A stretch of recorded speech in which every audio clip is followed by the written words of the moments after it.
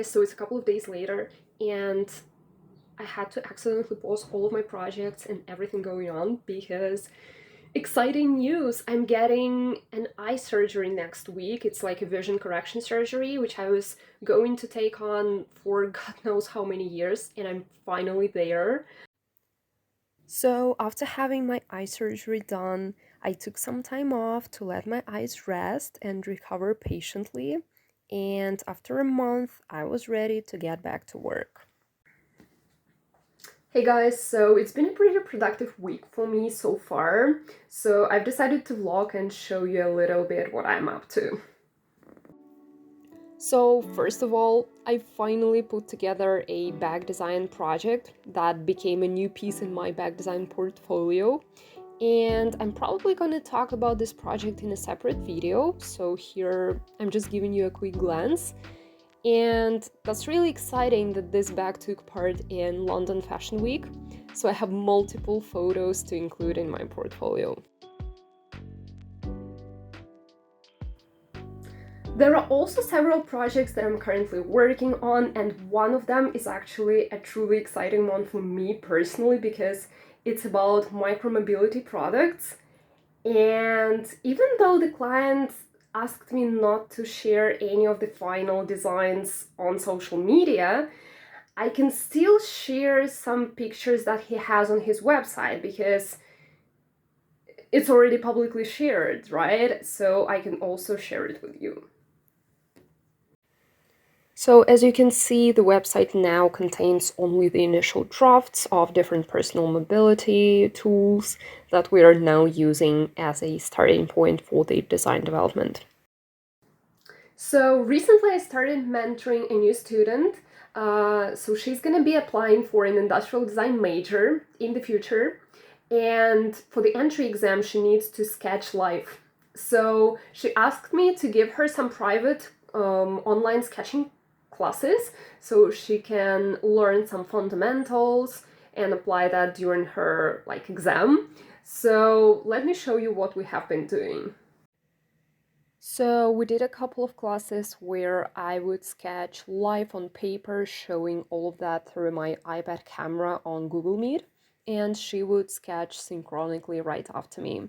And after the class, she would send me her sketches, and I would correct them on my iPad as well and send her the comments back.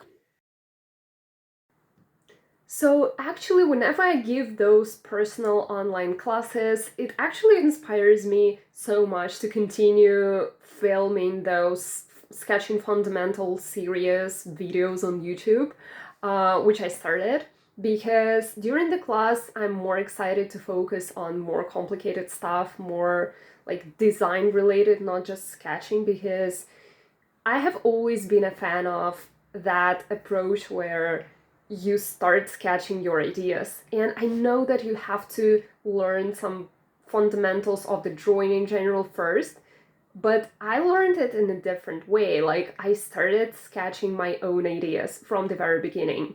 And maybe I would have progressed in the sketching technique much faster if I started with sketching what I see around myself, but this never really excited me. And I don't know, let me know what you think about it, whether you should start with just learning how to sketch and draw and then visualize your ideas, or if you're following a similar approach to mine where you start designing in the first place.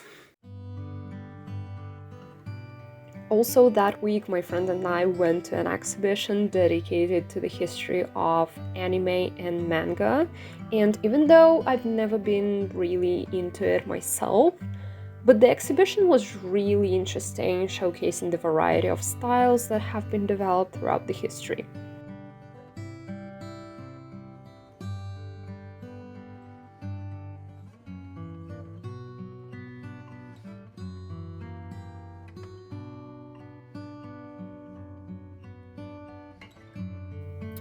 Guys, I'm back, and I'm back with my sketchbook. And one thing I wanted to talk about is the reason why I quit my iPad sketches and got back to the sketchbook type of space is because recently I've done an eye surgery, and honestly, after that, I start to value what I have in the sense of my vision.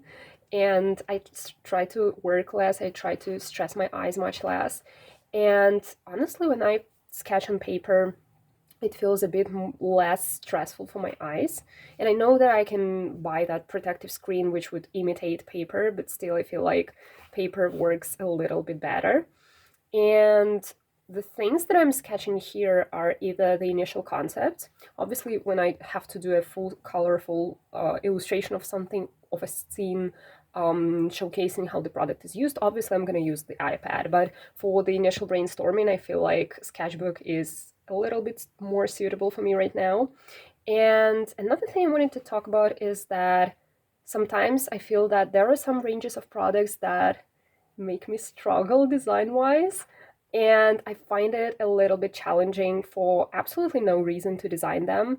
And so currently, I find lamps a little bit more complicated to design, again, for absolutely no reason, because it's a pretty simple object, something very common, and I can't really explain for myself why the heck am I struggling with it? But honestly, there is one way that I found very productive and useful when you're struggling with something. And I'm not working on a client project, like the lamp design related right now, but I feel that once I have the chance, I want to struggle less.